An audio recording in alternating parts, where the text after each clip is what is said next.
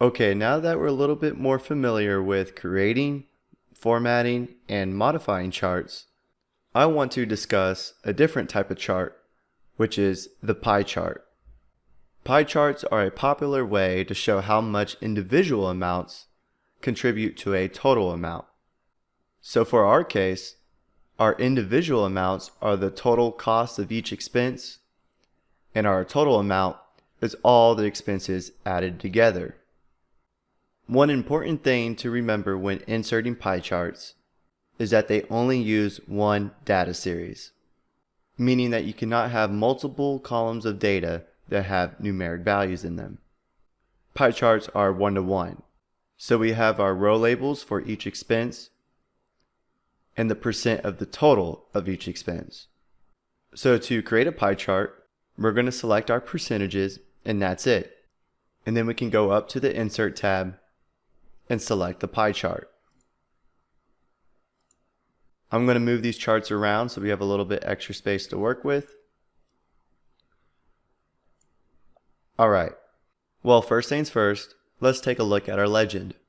Right now we just see 1, 2, 3, 4, and 5. We need to change this to show our expense labels. And to do that, we select the chart, and underneath the Chart Design tab, we can click Select Data.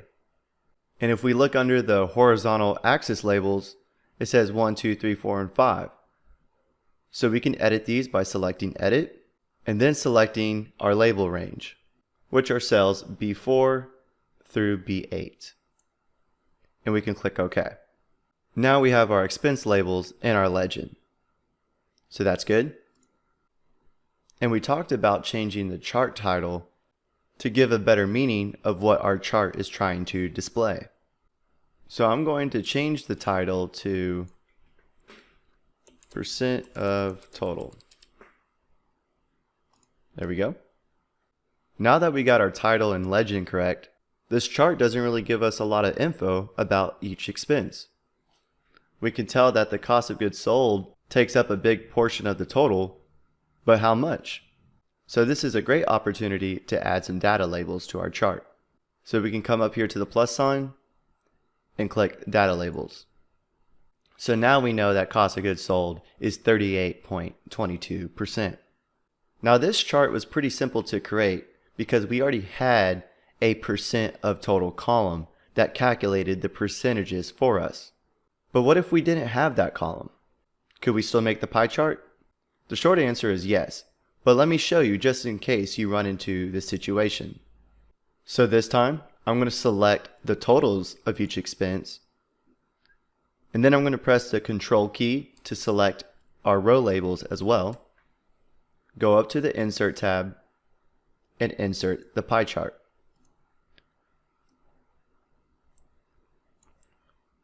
And since we selected our row labels prior to inserting the chart, our row labels show up in our legend.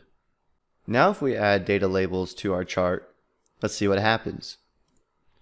Well, instead of getting a percentage, now I'm getting the actual total value of the expense across the 3 months, which may be fine, but usually when dealing with pie charts, you're talking about percentages. So to change these values to percentages, we need to do some formatting to our data labels. So I'm going to click on one of the data labels within our chart, and then give it a right click and select Format Data Labels. Now over here in this format window, there is a checkbox that says percentage. If we give that a click, now it's showing the value and the percentage. So if we want to get rid of that value, we can deselect value to only show the percentage. Now once again, the percentage is rounded. So if we want to get those decimal places to have a more accurate value, we can go down to the number format, and in this drop down, we can select percentage. And we can tell Excel how many decimal places to include. It automatically includes 2. So instead, cost of goods sold being 38%, it's showing 38.22%, which is a lot more of a precise value. So that's how you get percentages within your pie charts if you don't have a percent of total column. So that was a little taste of creating, modifying, and formatting Excel charts.